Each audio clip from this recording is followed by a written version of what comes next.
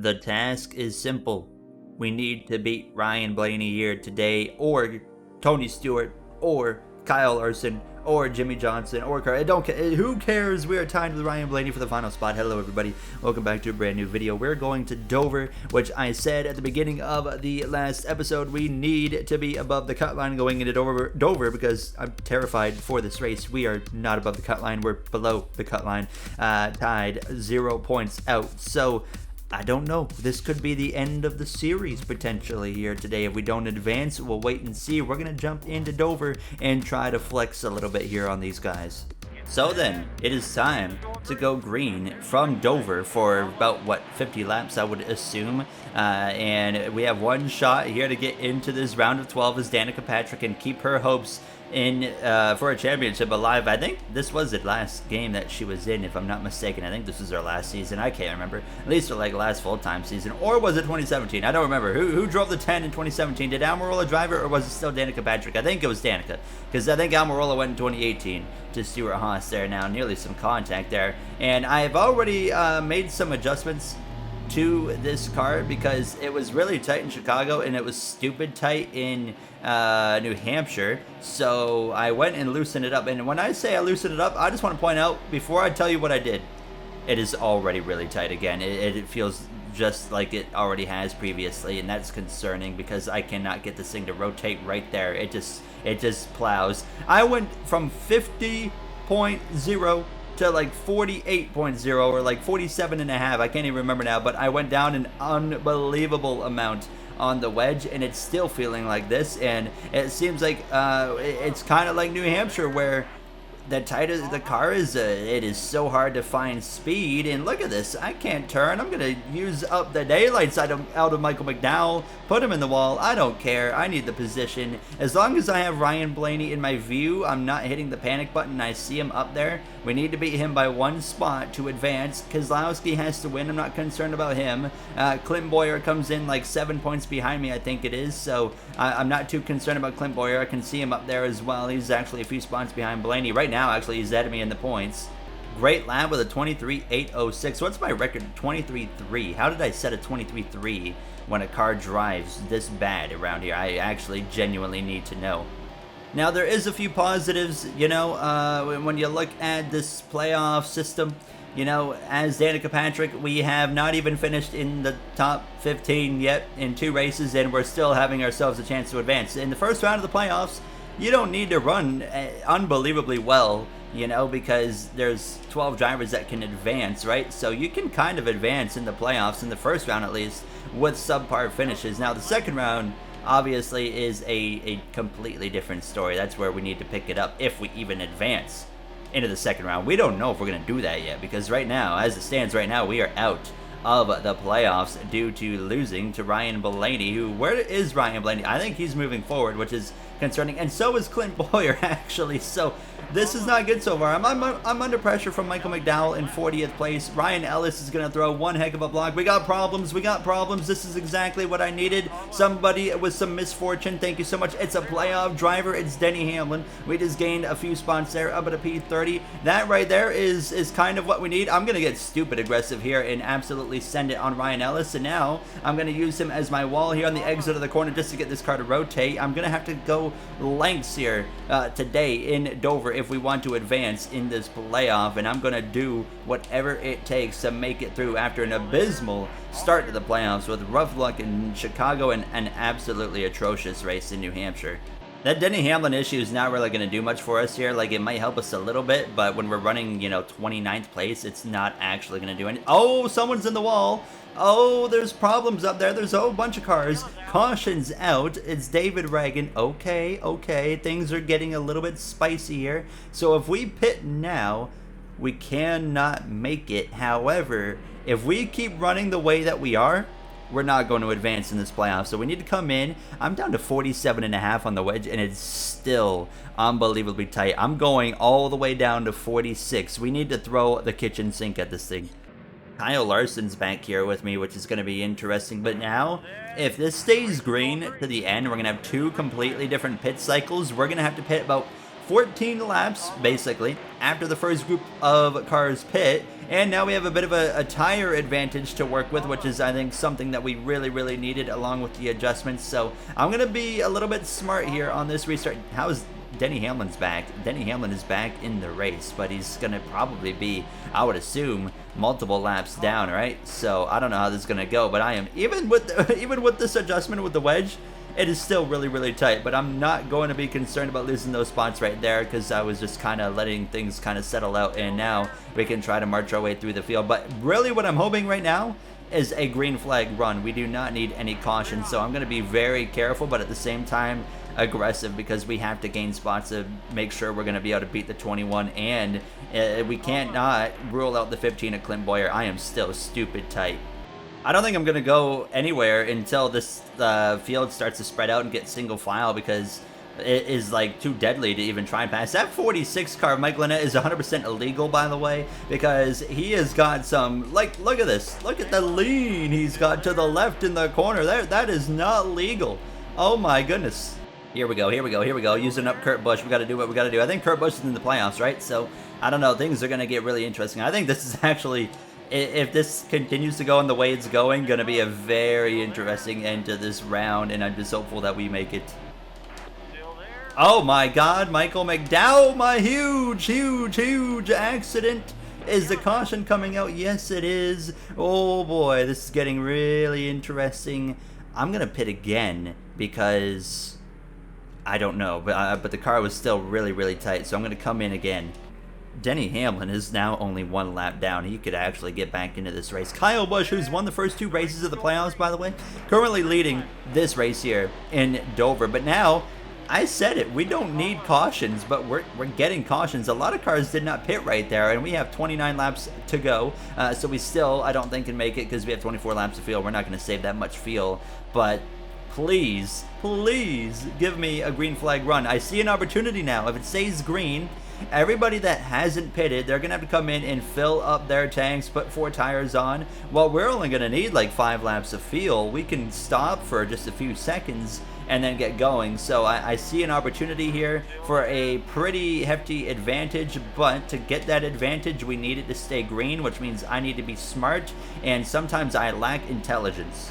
Oh, come on, man. Why is this car so tight? I mean, I've been putting the wedge down at a historic amount, and it still doesn't seem to do anything. Like, it is better than what it was, but it is still at 46.5, I think it is at now, right? It shouldn't be this tight.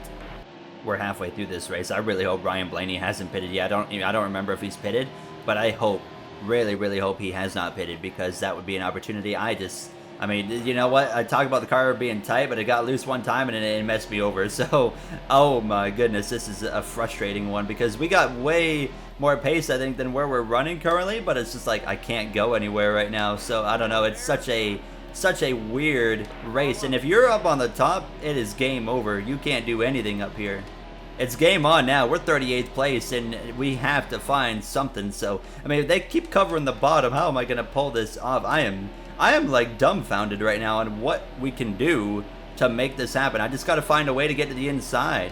I'm going to use Brian Scott to every inch I can. No, it doesn't even need to. So there's a pass on the 44 of Brian Scott. Wow, there we go. 1 point to our name. I don't even see Ryan Blaney anymore. Oh, here we go. We got some pit stops. So this is where things are going to get fascinating, to say the least. Look at the line these guys are running into turn 1. Like, no wonder I can't get below them, because they run unbelievably defensive lines. But I know as well some of them are going to be coming into the pits here, which is going to really spice things up. And please let one of them be Ryan Blaney. I am begging. I don't see Blaney pitting yet, but we got cars all over the place up there in front of us, but no one's got any issues, I don't think. They're just being dank.